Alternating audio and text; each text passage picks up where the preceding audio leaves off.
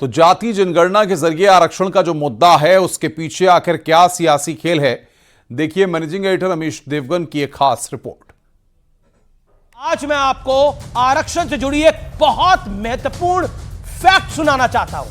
यह कहानी आज से करीब 44 साल पुरानी है और तभी लिखी गई थी, लेकिन इसका सीधा रेलेवेंस आज मौजूदा पॉलिटिक्स से है। क्या आप जानते हैं कि देश में पहली बार कब एससी, एसटी और ओबीसी के आरक्षण का फॉर्मूला तैयार हुआ था?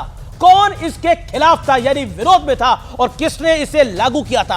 आज मैं आपको ये सारी बातें विस्तार से बताऊंगा, क्योंकि आजकल कुछ विपक्षी नेताओं में खुद को सबसे बड़ा आरक्षण प्रेमी और एससी, एसटी, ओबीसी का हिमायती दिखाने की होड़ मची हुई है। कभी पूछा जाता है कि केंद्र सरकार के कितने अधिकारी पिछड़े वर्ग से आते हैं, कभी पूछा जाता है कि बजट बनाने वाले कितने अफसरों का ताल्लुक एससी, एसटी, ओबीसी से है। इसलिए आज मैं सबसे पहले आपको राजीव गांधी के एक इंटरव्यू के बारे में जानकारी देता हूं। यह साक्षात्कार उन्होंने एक हिंदी प्रमुख अखबार को साल 1985 में दिया था।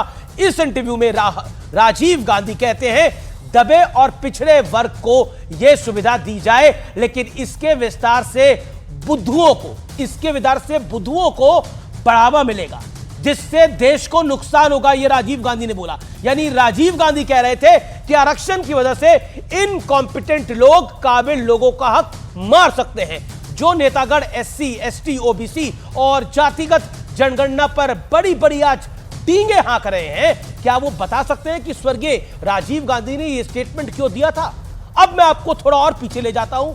वो दौर पंडित नेहरू का था और पंडित नेहरू के हवाले से अखबार ने लिखा था कि मैं नौकरियों में एससी और एसटी के लिए आरक्षण के खिलाफ हूं। यह पंडित नेहरू के हवाले से लिखा था, क्योंकि इसमें उनमें हीन भावना पैदा होती है। सवाल यह है कि जवाहरलाल नेहरू के विचारों से आज की कांग्रेस असहमत है।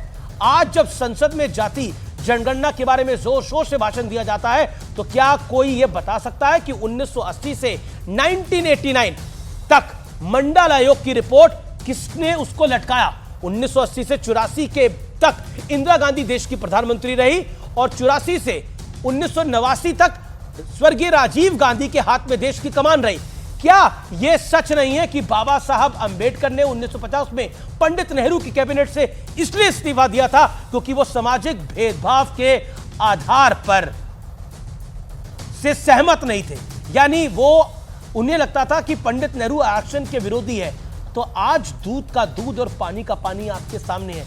इसलिए ये फैक्चुअल कहानी बतानी आपको बहुत बहुत आवश्यक थी।